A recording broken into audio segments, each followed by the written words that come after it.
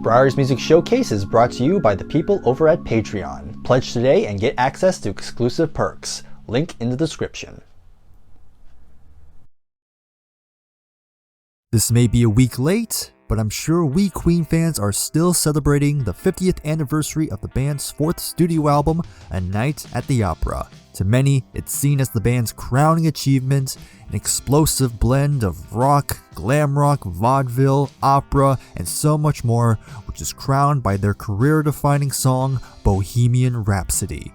And to celebrate this wonderful occasion, I think it'll be fun to do an update video on my Queen collection.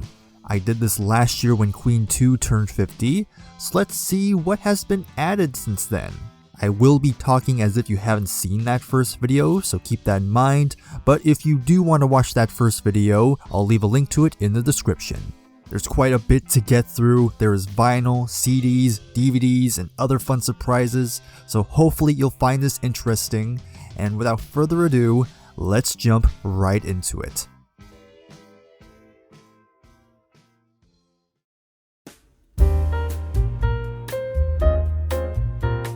Let's begin this collection showcase with some vinyl.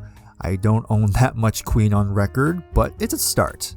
Kicking it off, we have their self-titled debut from 1973.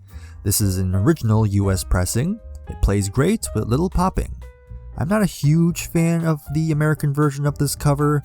I much prefer the more purple color than the magenta. Then we have the Majesty, that is Queen 2. Sadly, this is not an original. It's the remaster / re-release from 2011. I would like to get an original at some point, but this will suffice for now.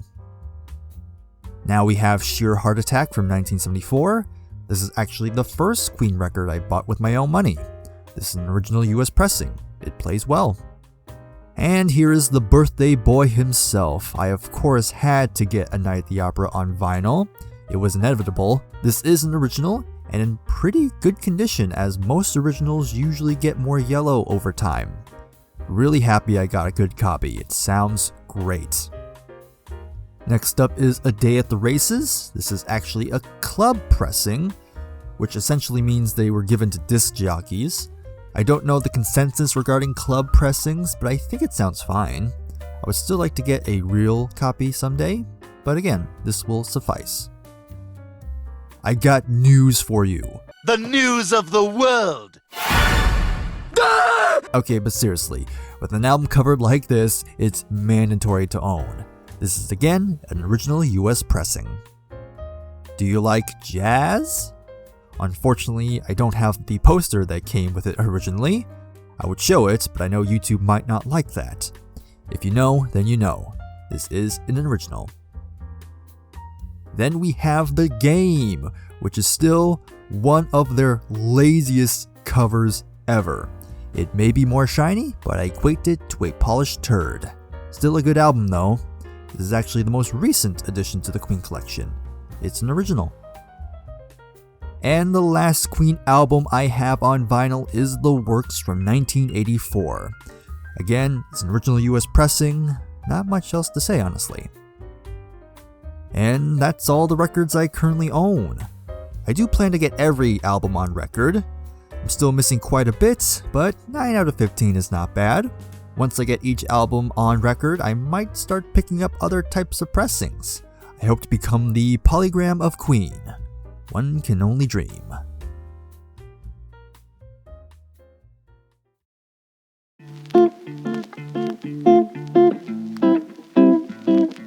Now let's switch to my 45 singles. I don't have nearly as much, but it's better than nothing. Here is one with Bohemian Rhapsody as the A-side, and You're My Best Friend as the B-side. You might say this could be a double A-side. I'm assuming this is a US thing, as the original B-side to Bohemian Rhapsody was I'm in Love with My Car. I would like to get that one at some point, but I argue this is a better pairing. Also, an original is kinda pricey. Then we have everyone's favorite Queen song. We have Body Language as the A-side, and as the B-side, it's Life is Real, Song for Lennon. Better song in my opinion. It's always been really odd to me that they decided to release Body Language as a single. Still, the second I saw it, I had to get it. And finally, it's the song Face It Alone. This was a rejected song during the Miracle sessions. This song would finally be released during the time they were promoting a box set for the Miracle. I kind of understand them rejecting this one initially. Musically, it's kind of a downer, but cool to hear more unreleased stuff from the vaults. I'm still happy to own this. Oh yeah, the B-side is the karaoke version. Disappointing, I know.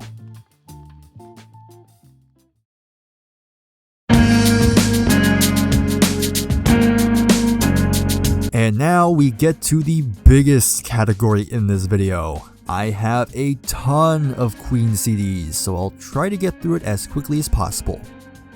First up is Queen's debut. This is the remaster from 2011. The cover is more akin to the original UK cover.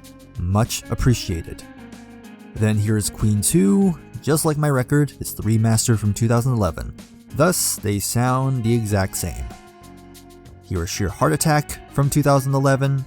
I don't have much to say about this one. Now here is A Night at the Opera. I got the remaster from 2011. But that's not all. I own another copy. This is a Chinese copy.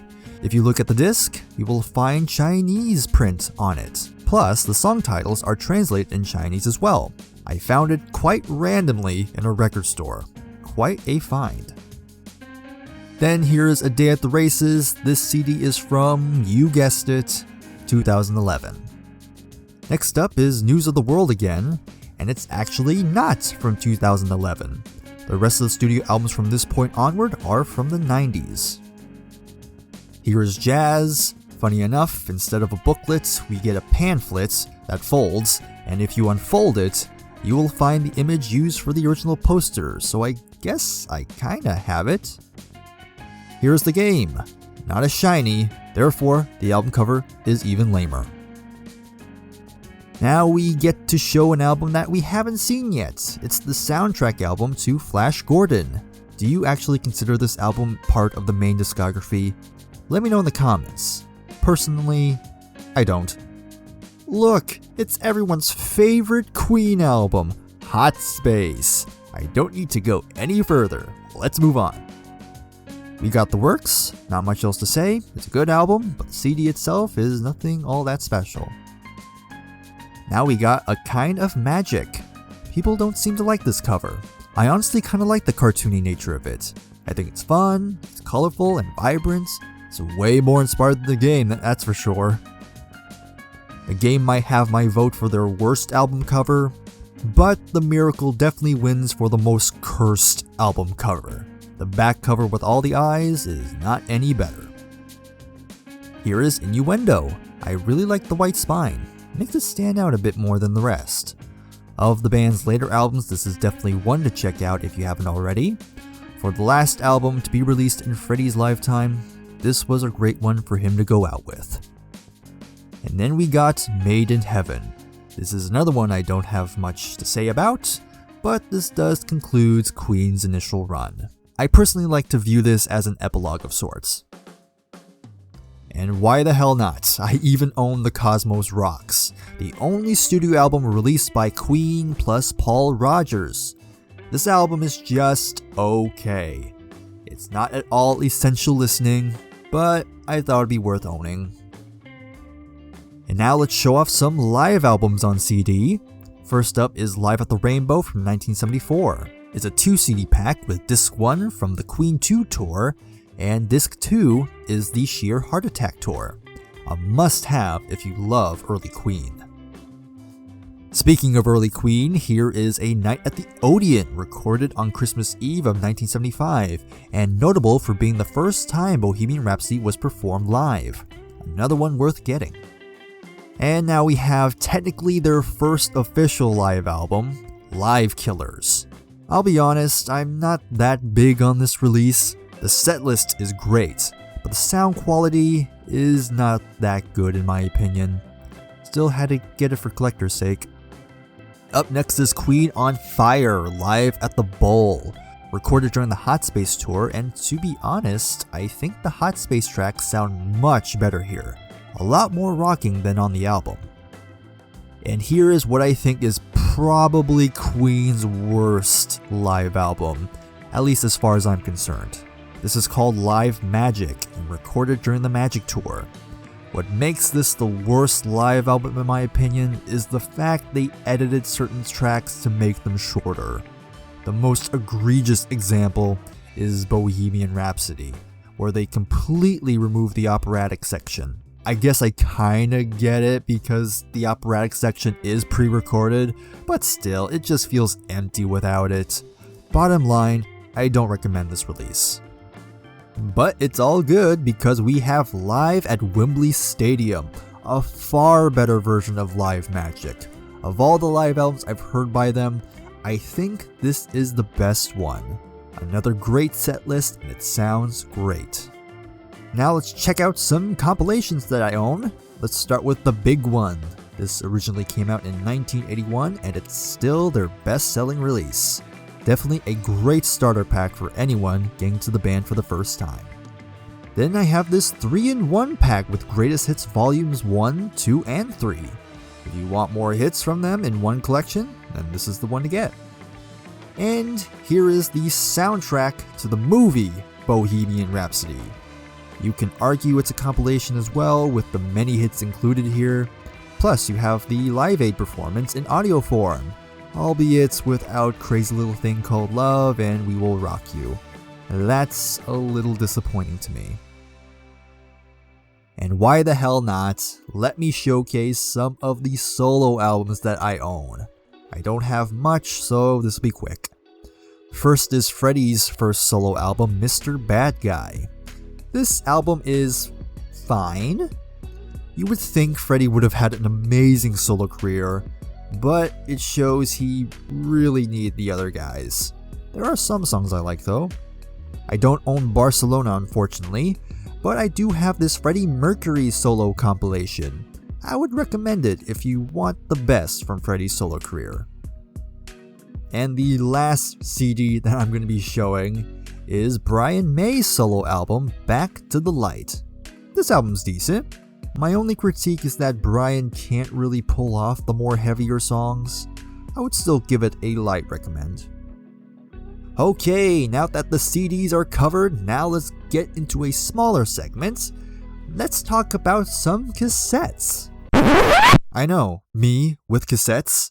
After I infamously said, again, a cassette, it's just not that, it just doesn't interest me. It's just a little square. It's not as impressive as a vinyl. Even a CD, I feel is a bit more exciting than a cassette. So why, out of nowhere, am I making this exception?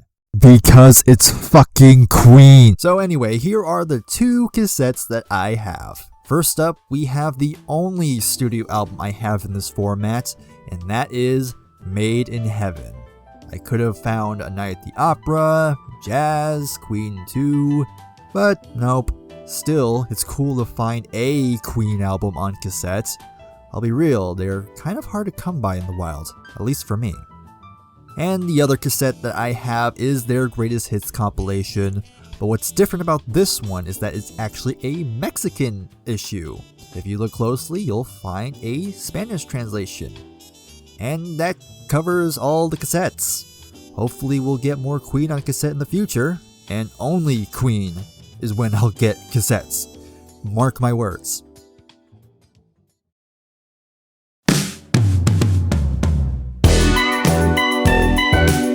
Let's talk about Queen on DVD and Blu Ray. Here is my only DVD. We have Queen on Fire live at the Bowl. I already showed the CD version, so I have the visuals to accompany it. This is actually a 2-disc set. Disc 1 is the concert itself, and Disc 2 has the bonus features. Here is Queen Rock Montreal on Blu Ray, a classic live performance. You've definitely seen footage of this in passing. As a bonus, it includes their iconic Live Aid performance. Definitely a must-own.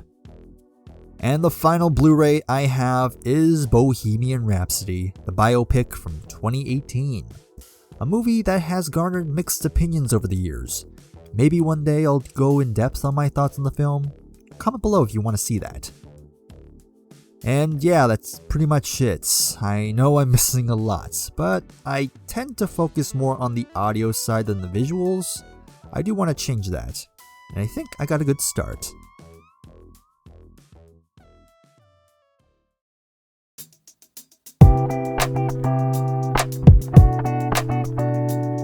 For this final category, here are some miscellaneous items that still relate to Queen.